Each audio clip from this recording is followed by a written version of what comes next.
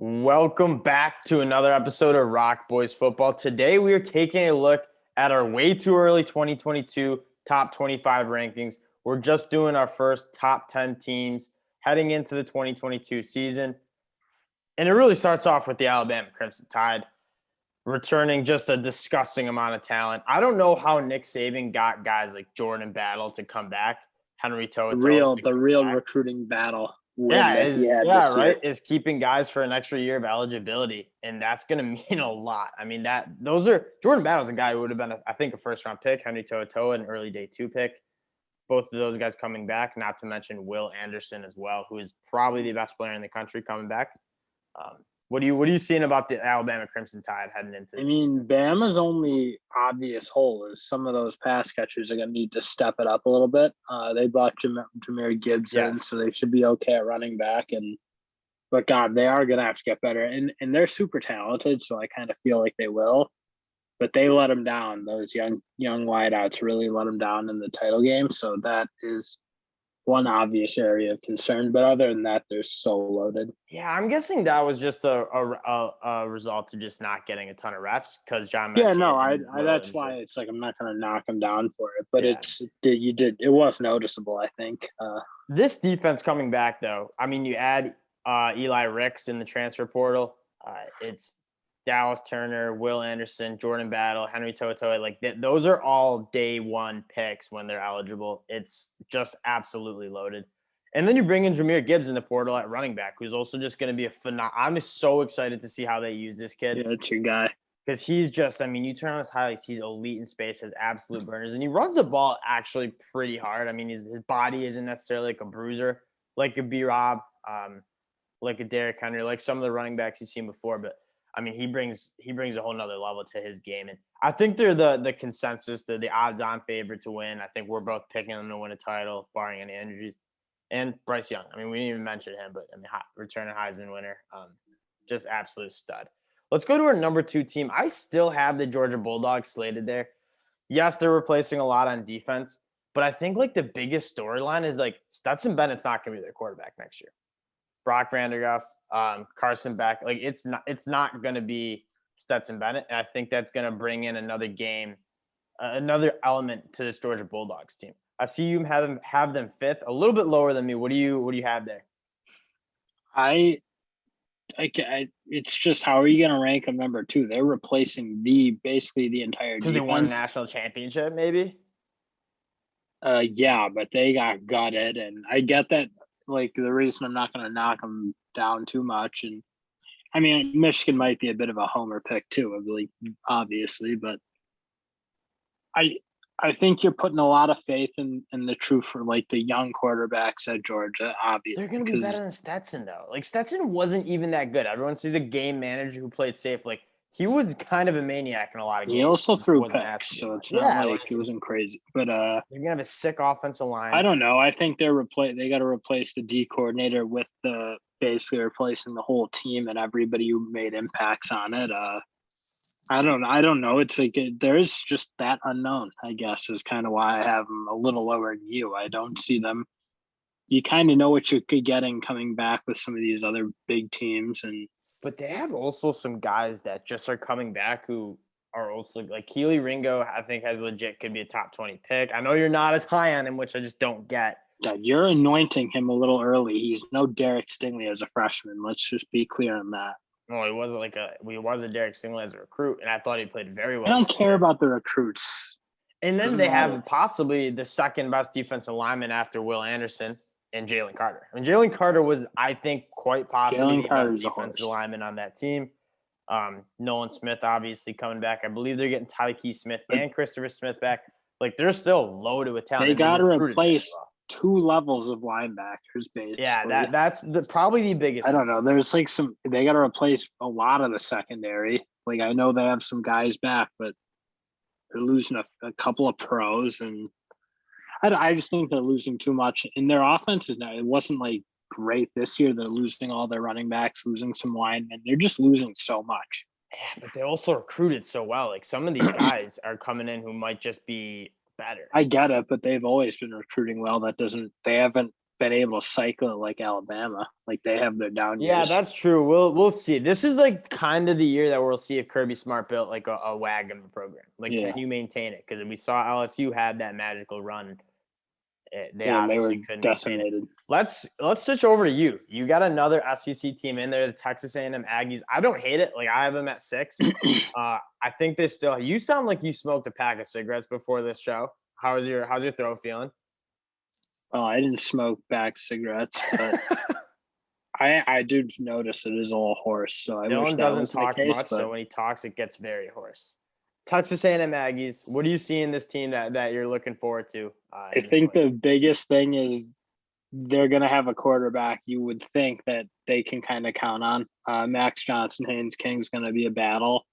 And I think that's going to elevate the room because really Calzada didn't give him a chance in way too many games where he was playing horrible.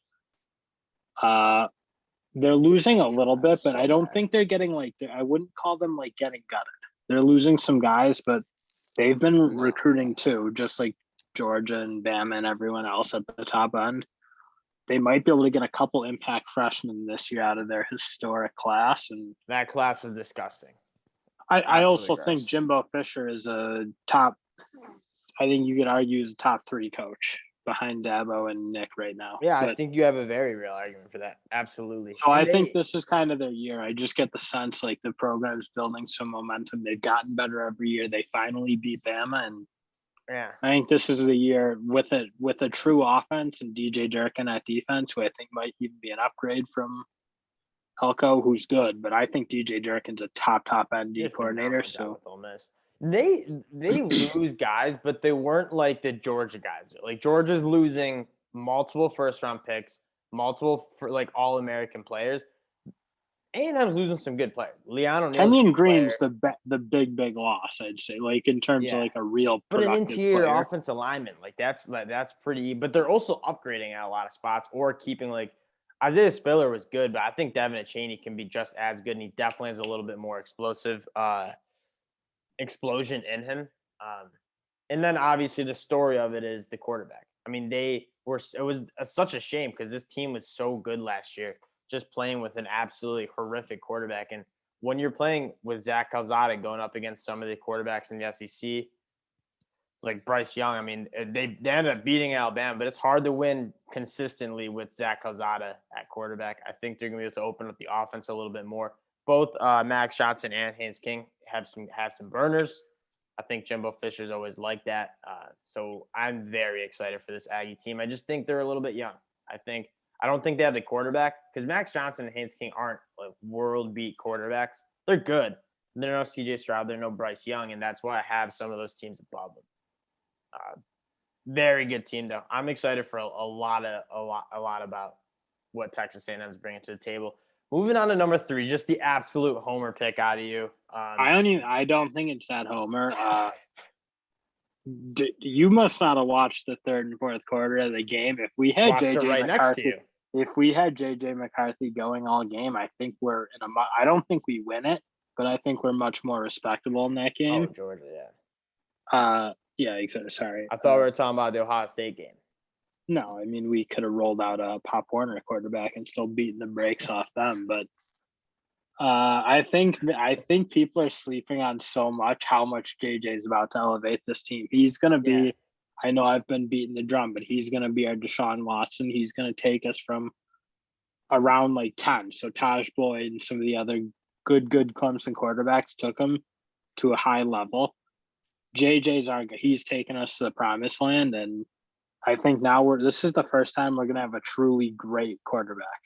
And I think you saw the bones of a great quarterback in JJ. Tons of weapons. That's the biggest thing. And he's going to be surrounded by just a super underrated. We'll have way better weapons this year than last in terms of pass catchers because we're going to be deeper with guys who are coming back. Like, I think those pass catchers just got super undervalued because we were so run heavy. Like AJ Henning's absolutely electric with the ball in his hands. I think Ronnie Bell's coming back this is his 5th year now, and he's been there for a minute. And he's one of the more polished wide receivers and reliable wide receivers. Yeah, I forgot about Wilson, him, who has the burner. And I think the guy who can be the best out of all of them, Andrew Anthony. I mean, that dude is special. You just see it. I mean, phenomenal body control, great hands. Didn't get as much burn as I would have liked, but like I think he has the potential to be like the best wide receiver on this football team. And then obviously a staple of running backs. Donovan Edwards and Blake Corum are going to be one of the better running back duos in the country behind a great offensive line. Yeah, we're keeping that intact for the most part. We're losing Stuber. Upgrading probably. Yeah, so we lose Stuber at right tackle.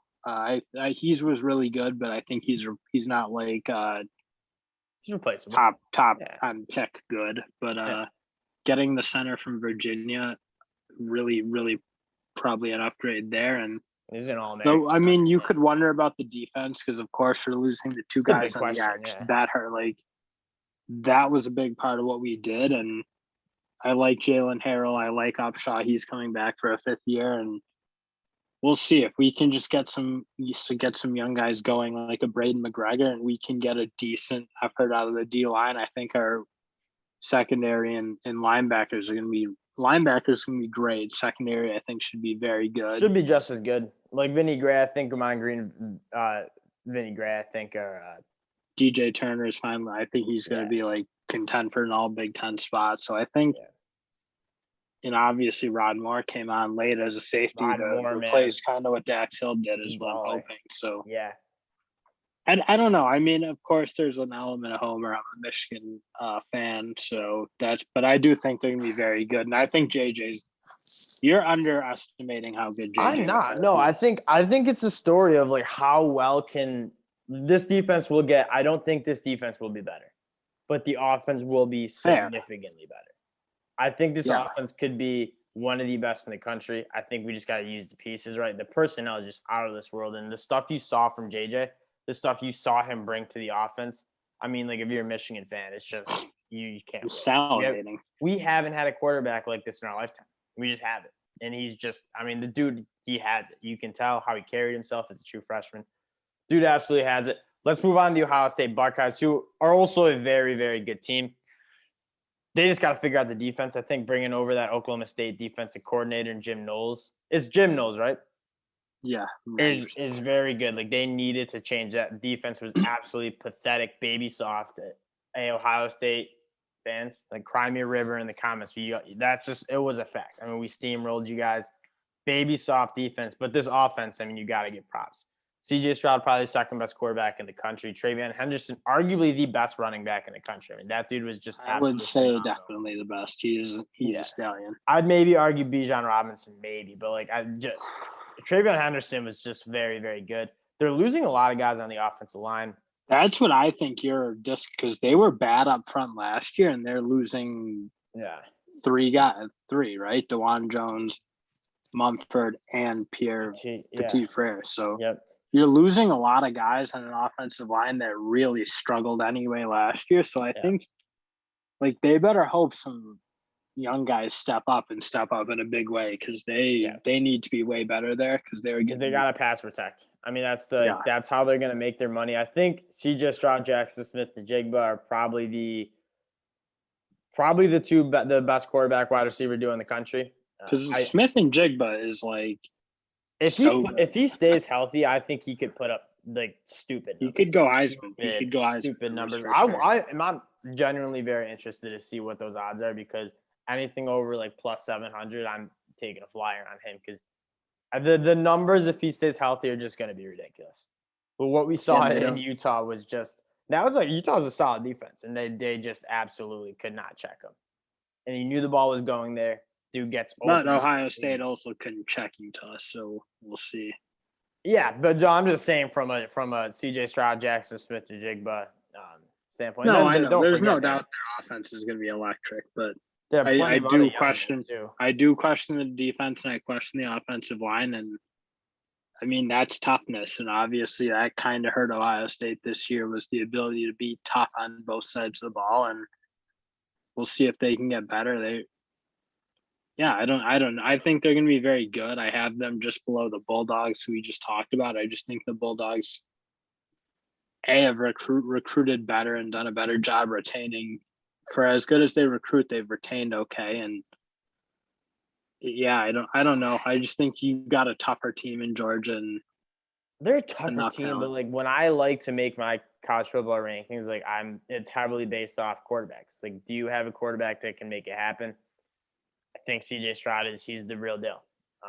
He's definitely. I don't doubt that at all. Yeah. So we talked about Michigan. We talked about the Bulldogs. We did talk a little bit about the Aggies and the Buckeyes. Let's get to Clemson, who we're both probably higher on consensus with. I was surprised to see Clemson crack the top 10 on your ranks. I know I'm high on them, but I think there's a lot to be high on, starting with the defense. I mean, this is the best defensive line we'll see in the country, and it probably won't be close. Miles Murphy. Yeah, this will be one of the better Brzee. defenses in the country, period. I mean, they were shutting everybody down last year, and they were hurt. I mean, Bryan Brzee might be their best player, and he was out the whole year pretty much. So the crazy part is it's just like Georgia. It is like too deep with guys. Xavier Thomas comes back for another year. You got Tyler Davis, who could have been a day 2 pick. Xavier Thomas probably the day 2 pick. Miles Murphy, Bryan Brzee, and KJ Henry. I mean, that is disgusting. So not to mention one of my favorite players, Trenton Simpson, at that linebacker spot. I think he's one, like, he gives me big time Isaiah Simmons vibes. Super long, very athletic, and hard-nosed, like, freak athlete. I mean, if Clemson just gets like decent play out of whoever's playing quarterback, like they're a top 5 team, potentially. Like, and they're getting back Nagata and Wilson at wideout, so it's like, or EJ Williams, sorry. Yeah, they're gonna have talent there. They got. That'll be a competition. You think that'll be a competition? Oh yeah, yeah. I think it needs to be. But I think because they have a really big time quarterback coming in. I think he's a redshirt freshman. Cade Klubnik. He's the real yeah. So I do think that has to be a competition because DJ was really struggled this year. They're returning most of the offensive linemen because where else were they going to go? Those sorry guys went coming. Yeah, but they have like Tristan Lay as a redshirt freshman who was, I think, like the top tackle of last year's class. McFadden's coming back too at left. So, I mean, they got to be better. Like, that's why I put them there. I'm like, there's just no way the offense is any worse. Like they couldn't get worse than how bad it was. I think having a healthy Will Shipley, like, I think that dude's really special. I think he's going to open up that offense a little bit, get him the ball in space. His movement skills are just disgusting. He's so smooth. He's very fast. His burst is unreal. I wish he just runs a little harder and has a little bit better contact balance, but I think that can come. I mean, the dude was 18 playing Division I college football, so let him just keep developing in that program. One of the best strength and conditioning programs in the country. The defense is going to be too good. I think I'm hesitant to put them in the top 5, even though they have a top 5 roster, just because of the quarterback. I mean, they need to show me they're more capable of running an offense that can score points than they were last year. Hard to win a lot of games consistently when you can't score over 25. Yeah. Utah Utes. We're both high on him. We have a lot of consensus picks. I love that. I love that Cameron Rising. I don't know. There's something about him. He's a baller. If he doesn't get hurt in the Rose Bowl, I think they maybe don't win it, but it certainly goes down to who touches the ball last. He is tough as nails. I mean, he's like, I shouldn't say he's a baller because I don't think he's like super talented, but he gets the job done, and he's like runs the ball extremely well. And I think they have one of the best running backs in the country in Tavion Thomas. I was extremely impressed with him down the stretch. I mean, TJ Pledger transfers into OU. You think he's going to be the bell cow. Tavion Thomas just is absolute. I think they're getting a good chunk of that offensive line back that was really good, really physical, dominant unit. Yeah.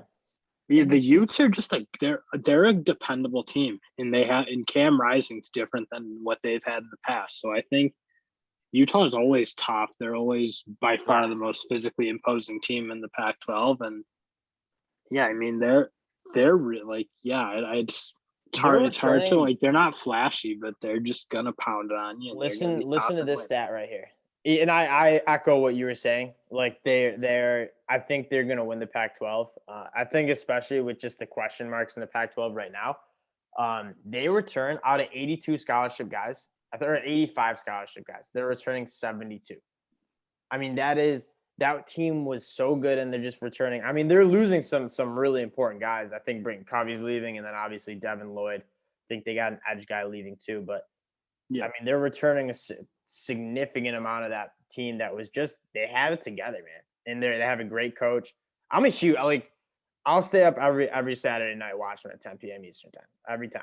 Oh, there's nothing like a blackout in Utah with the Oh smoke. yeah, and the everybody's gotten the business. eye black all over. It's it's so sick. Yeah, absolutely. Here's where we're gonna have a little bit. I want you to start with the Sooners because I have my top 25 done. What I think is they're the best team in the Big 12 right now. I think that's very hard to argue. I think you're a Texas Longhorn guy. It's they got some flash, but Texas always has flash and they always suck. So it's like, what is different about them now this year than last? Like, you're putting a ton of faith in Quinn Ewers to like be a Heisman level player, I think, and it's going to be hard not to be. All right, they're not going to play a lick of defense. Why don't you stop worrying about my team and keep talking to your Sooners? Because obviously this argument's going down. I'm a very much in Brent Venables I trust, and Jeff Lebby I trust. I think they're bringing in. I think they immediately became the top coaching staff in that conference by a long margin. Besides Aranda, I'll ride for Aranda. I think. Aranda's good. It's just hard because he doesn't recruit that well, but he is a phenomenal on-field coach. I think Oklahoma did a decent job. They didn't lose a ton in the transfer market. They lost a couple of their offensive skill players, but Mims is back and Dylan Gabriel is playing. They still have a good stable of running backs. They kept a top 10 recruiting class still, so I think Brent Venables isn't like losing control of the program in a LSU type fashion. And I think they're going to just be a more physically tough team, and they've got the talent. And here's where this is my pushbacks. I'm a Brent Venables guy too, absolutely, but I think it's going to take a year or two because they are completely changing the culture and how that team's going to look. They have talent. It's not like he's coming into a barren wasteland. But they lost a lot. They lost Caleb Williams, who's one of the better quarterbacks in the country. I was watching some games of Caleb Williams. He's not great. I don't know what they were doing on offense, but basically every play was drop back, have him scramble around, and hope he can. Because the ball was never out on time. It was always. And I don't know, Lincoln Riley may have just quit on the team and thrown in the towel, and it was just like, all right, Caleb, throw him to the wolves and just run around. It seemed like there's a lot of backyard football going on. I actually agree. That's all they did. Yeah. So it's like, you got a team. I don't know. I feel like it was not well coached. I think Caleb Williams is good, but I think people are anointing him a little quick because it's not like he was ripping it up like a Bryce Young. I mean, he's not in that league. He's not in the CJ Stroud league. No, not even close. Frankly. Yeah, I agree. So I think we're like I think Dylan Gabriel very well might be a better quarterback just because he's more solid and more experienced and play within the system a little bit. And so I agree. I agree with all those takes, but I think you're forgetting like a main part is like why this team was even remotely good last year was the defense, and they're getting ravaged. They're losing every single one of their guys. I mean, Perry Winfrey, Nick Benito, and there's one other, Isaiah Thomas up front. I mean, all those guys are going to be and then Asamoah, and I believe Pat Fields is also gone. Like, they're losing some significant contributors. I think 6 starters, and all 6 of those guys will probably be in the NFL draft. At least 5 of them. And that's. But I don't even think they weren't even used. Like, their defense was good, but it wasn't dominant. For Big 12 it was like because that's but okay, if you want to use that asterisk, you can use that asterisk, but that asterisk don't work with Venables. Venables doesn't live on that rule. I know that. That's probably fair. I don't know. There's just too many question marks. Like I put a team with a lot of question marks in the Longhorns, and I'll get to them. This may be a hard pick. I want Oklahoma to be good so bad, and I want USC to be bad. So I want Venables to succeed there. I want him to win titles. Except when Michigan's winning, but I don't know. This could be a hard pick, but I think they just have they have the talent I think they're gonna have a better culture. I think be in a better spot to win. I just think last year they weren't well coached, and I'm becoming more and more convinced as I watch their games back with how their offense looked that Lincoln Riley put no effort into that season. So it did seem a little quitty, and I probably agree with that. basically what I'm saying is I just have too many question marks. You're bringing in a transfer QB with a whole new coaching staff. It just seems like a lot to come together. Again, I agree. Like, I think Brandon's going to figure it out there. I just don't know if it'll be this year as a top 10 team. I think they'll be good. They'll be competitive. Team that's going to play hard, though. You know that. Yeah, but playing hard, that doesn't get you. Yeah, it doesn't. I play hard to pick up basketball. It doesn't help me. You act like Oklahoma. Yeah, you're not Oklahoma. You're like you'd be like Division III. So I don't know. It doesn't matter what you do, but I actually have a decent jump shot developed in college. Whatever. I don't know. This might be a hard pick, but I think you're going to see just a different Oklahoma that the Big 12's not ready for. I got a hard pick coming up too. NC State. They are disgustingly loaded with returning talent. I mean, this was a good team last year, a top 20 team last year, and they're pretty much bringing back everybody besides right off the top of my head, Kevin Kwanu and the running backs. They were top 20 because Clemson was bad. But. Yeah, but like this team can be just as good as Clemson this year. Devin Leary showed that he can be one of the best quarterbacks in the ACC. Huh? Here's the only thing I worry about, and they had a ton of injuries. Here's the only thing I worry about with NC State. Is I just don't know if the skill around him is good enough. Devin Leary. Are they losing a fair like? Mecca Messi both running backs. Yeah. Okay. And so they have like Tyre Thomas, who's kind of a slot guy, and they have like a Devin Carter who just had some drops. I didn't love his game, and so they have some question marks on like who's Devin Leary gonna throw to? Who's he gonna use the offensive weapons to spark him? But he showed that Messi was an awesome college wideout. He helped a lot because he was a big body, caught a lot of balls. But. Yeah, absolutely. And so that's what I worry about. Let me get to what I like. They are returning just some I love these guys. I think they have if they stay healthy, one of the best linebacking units in the country. Don't shake your head at me. Don't bow your head. Peyton Wilson, Drake Thomas, and Isaiah Moore. I mean, those guys can all be first team all ACC. Play on the field. Like they got to be on the field though more because they top 100 recruit. They're all so good, but they really just all struggled to be on the field consistently. Besides number 32, he was on and Drake Thomas, and he was just all over the place. He's good. I like it. I like his game too. And those other two are probably better linebackers, but again, they got to be on the field. And I won't hold that against them. And NC State was a team that I liked last year, and one of the teams I was probably right on with. Like they were good. And they're returning. Like most of the reason why I thought that team was good last year is coming back for another year. My thing is like a good season for NC State just feels like they're around 15. And that's about where they can peak at. I don't know. This could be an Iowa State year. You remember the year Iowa State kind of returned everybody, and it was like, and they were able to be a top 10 team because it's just so much guys with experience and just good football players come together. Dave Doran had his best recruiting classes in 2018 and 2019, and those guys are all still there.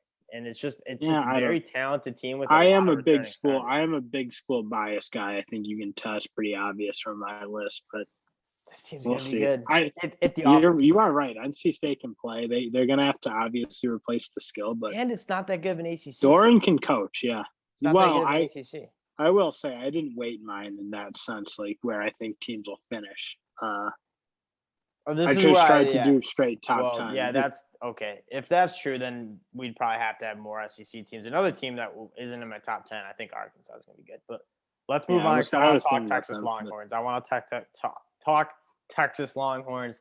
Bad. I've been thinking about it all day. It is hard not to get excited about this team. Coach Sark, yes, I get talent. Yeah, big question marks about like how can he be as a head coach? Very good offensive mind. You're bringing him a generational quarterback.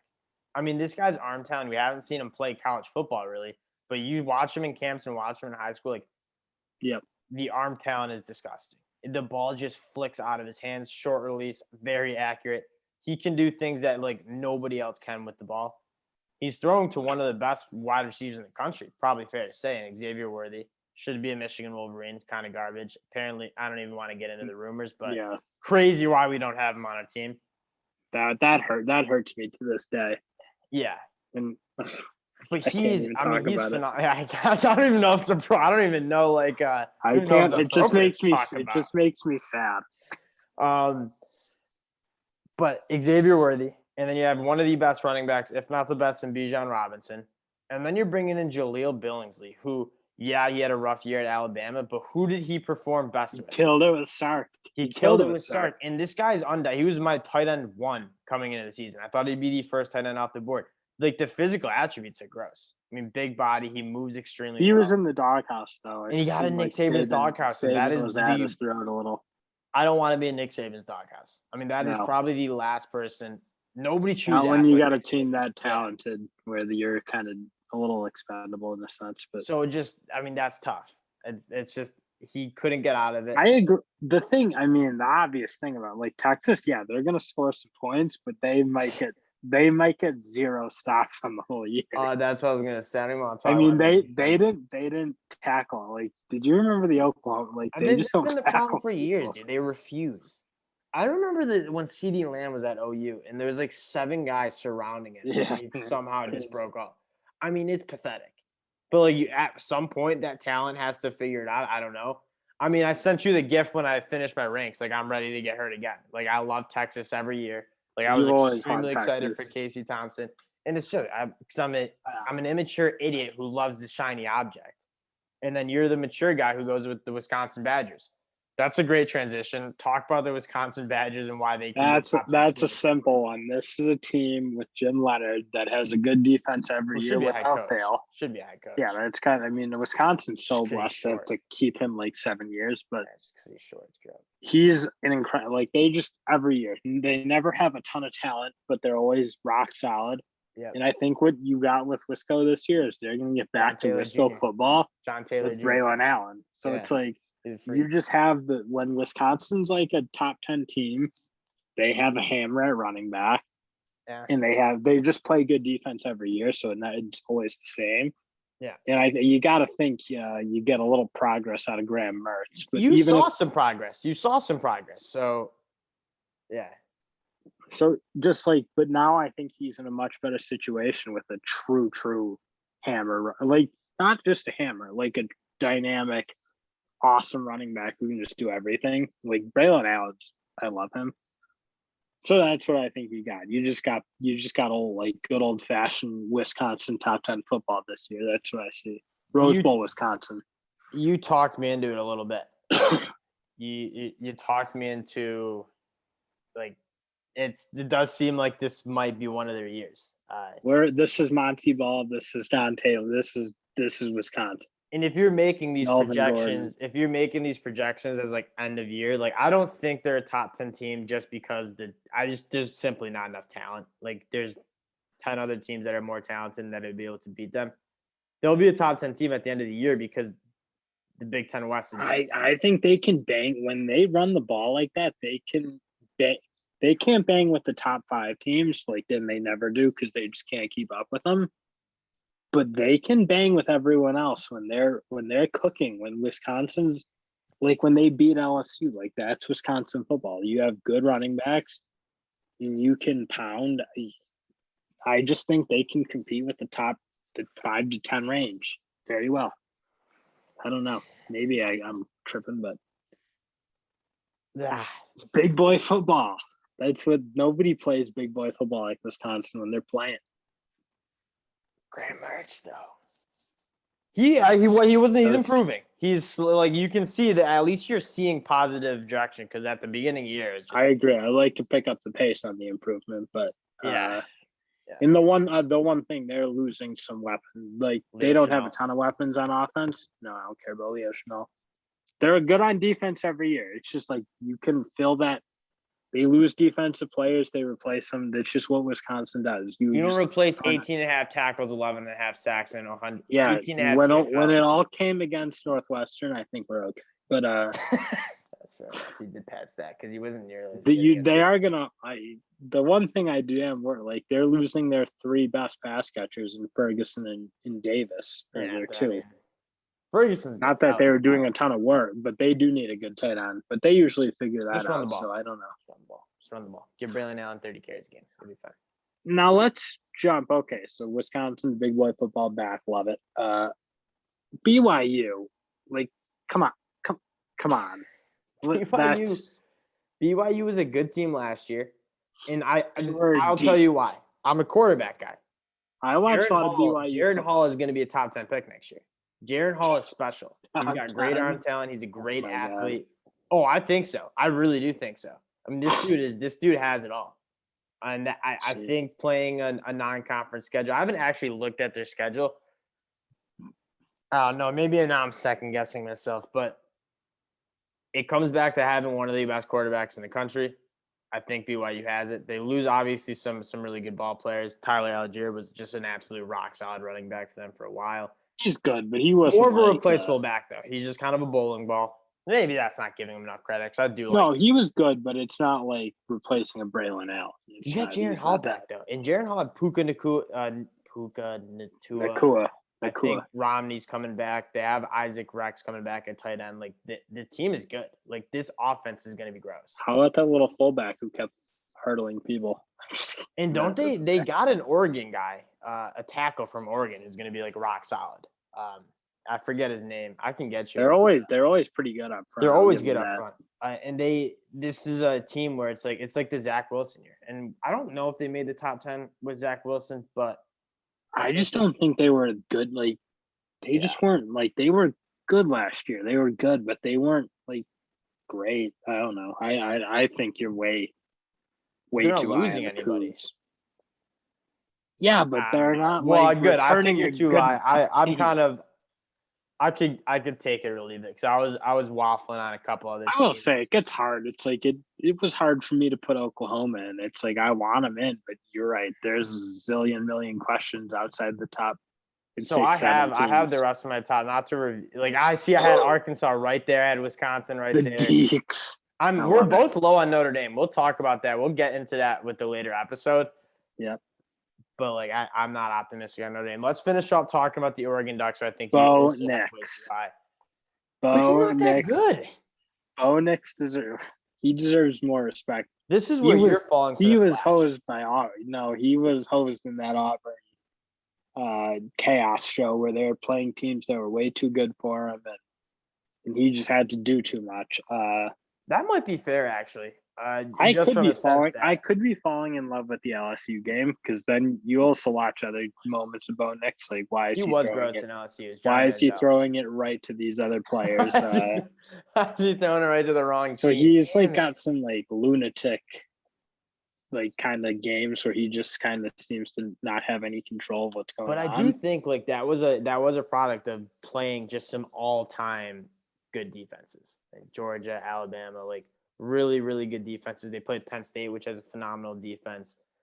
And just I don't know. They were outgunned. They were outgunned. I kind of it's like when I really pick Oregon to go beat, I don't know, a lot of teams. That's what I'm thinking. When you ask me about BYU, it's like I'm picking BYU to beat Arkansas. Am I really gonna do that? No. Yeah. That's like when I pick Oregon to beat Arkansas. Ugh. Yeah. I don't know. Maybe I would. But I think that they really got really weak quarterback play out of last year. They have a fellow ROC boy on that team, and they're coming in their recruiting class. I forget his name. Oh, yes. Or whatever. I think it's Seven McGee. Seven McGee. Seven McGee is out of Rochester. Shout out. He's a ROC boy. So yeah, I mean, that's good. He returns kicks, and he's a grinder. And it's a good locker. I mean, like awesome. You have a guy from Rochester in your locker room, you're immediately tough. That's tough football, but ROC boy culture. I don't know. This one's a tough one. I'm kind of like even thinking like I am a huge Bo Nix fan. They do have possibly like we talked about some of the best linebacking duos with NC State. Justin Flo and Noah Sewell are gonna be. It's Flo, right? He's dude.